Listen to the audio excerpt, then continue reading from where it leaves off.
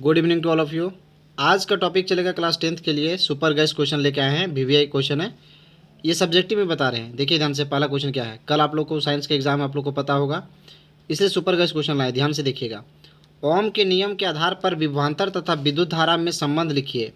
बोलता है कि ओम के नियम के आधार पर विभवांतर तथा विद्युत धारा में संबंध लिखिए। जैसे 1 एम्पियर बराबर 1 एम्पियर को भी परिभाषित कीजिए। तो फर्स्ट में हम आपको ओम का नियम बता रहे हैं। ओम के नियम के आधार पर विभवांतर और विद्युत धारा में संबंध को बता रहे हैं। ध्यान से देखिएगा। ओम के नियम के अनुसार चालक के सिरों के बीच का विभवांतर उसमें प्रवाहित विद्युत धारा के समानुपाती होता है।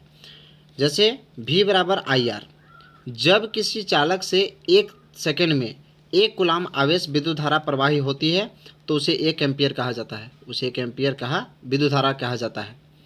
आगे क्वेश्चन में क्या कहता है, ध्यान से देखिएगा। कहता है किसी चालक की लंबाई में परिवर्तन का उसके प्रतिरोध और प्रतिरोधकता पर क्या प्रभाव पड़ता है। तो बोलते हैं किसी चालक की लंबाई को बढ़ाने पर प्रतिरोध बढ़ जाता है। मतलब किसी भी चालक की लंबाई को बढ़ा देंगे ना अगर, तो उसके प्रतिरोध की भी मात्रा क्या हो जाएगी, बढ़ जाएगी। और अगर लंबाई को कम करेंगे तो प्रतिरोध क्या होगी, घट जाएगी। किसी चालक की प्रतिरोधकता उसकी लंबाई पर निर्भर नहीं करता है। आगे क्या बोलता है, अमलगम किसे कहा जाता है। तो बोलेंगे अमलगम किसे कहा जाता है। बोले ऐसी मिश्र धातु जिसमें एक धातु पारा होता है और उसे अमलगम कहते हैं। फिर आगे क्वेश्चन में क्या कहता है, नेक्स्ट क्वेश्चन में क्या कहता है, ध्यान से देखिएगा। कहता है कि एथीन का आणविक सूत्र CnC2H2 है, इसमें कौन से सहसंयोजी आबंध होते हैं। तो बोलते हैं इसमें 2 कार्बन परमाणु के बीच द्विबंध तथा कार्बन और हाइड्रोजन परमाणु के बीच एकल बंध होता है। आगे में क्या कहता है कि संवृत्ति अंग किसे कहते हैं।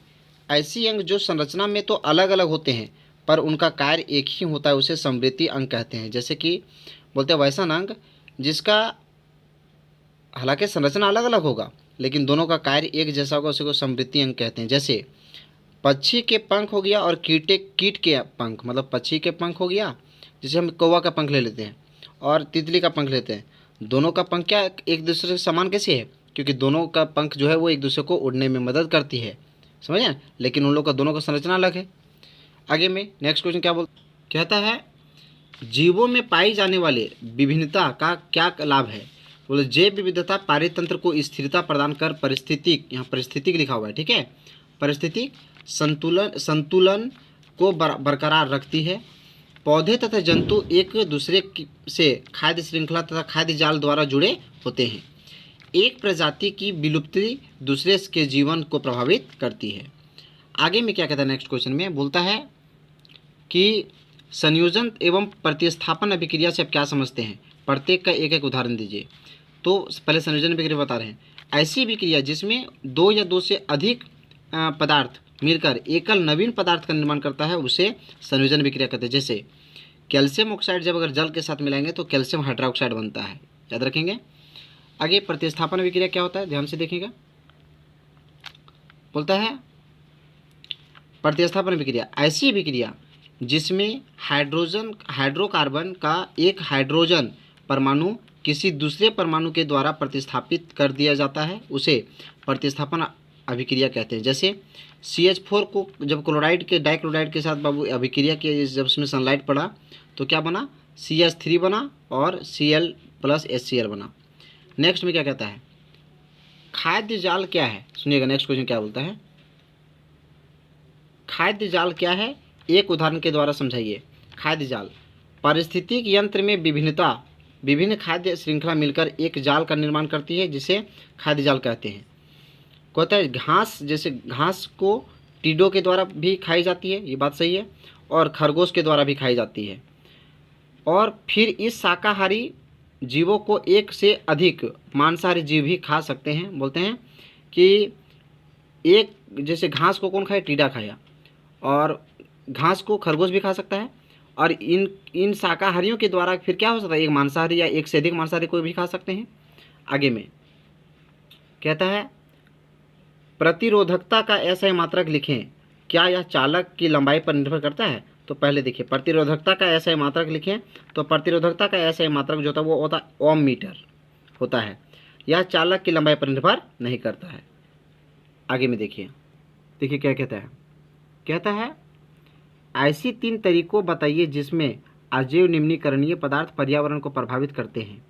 तो 3 तरीके निम्नलिखित हैं जिसमें अजैव निम्नीकरणीय पदार्थों पर्यावरण को प्रभावित करते हैं। फर्स्ट में अजैव निम्नीकरणीय पदार्थों का अपघटन नहीं होने के कारण यह मिट्टी में मिलकर मिट्टी को प्रदूषित करते हैं। दूसरा पॉइंट, इनको जलाने पर वायु प्रदूषण होता है।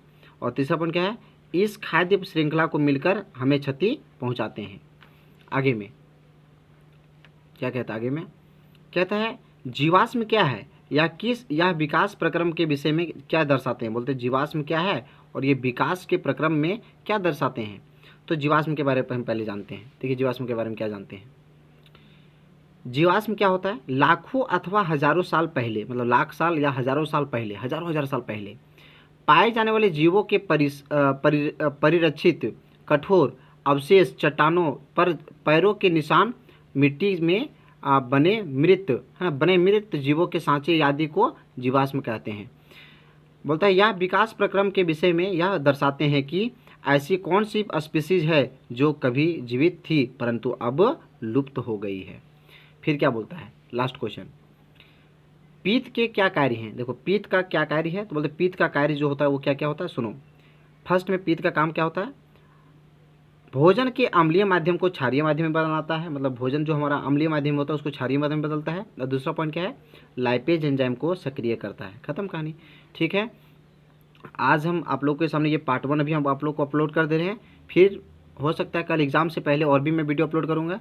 इसलिए जो भी बच्चे या जो भी लोग जो भी स्टूडेंट हो वो सभी को इसके साथ जुड़ जाइए ये चैनल के साथ। अगर जो नहीं जुड़े हैं तो उनको मेरे नोटिफिकेशन कैसे पता चलेगा। और हम आज अपलोड करेंगे और भी सुपर गैस क्वेश्चन।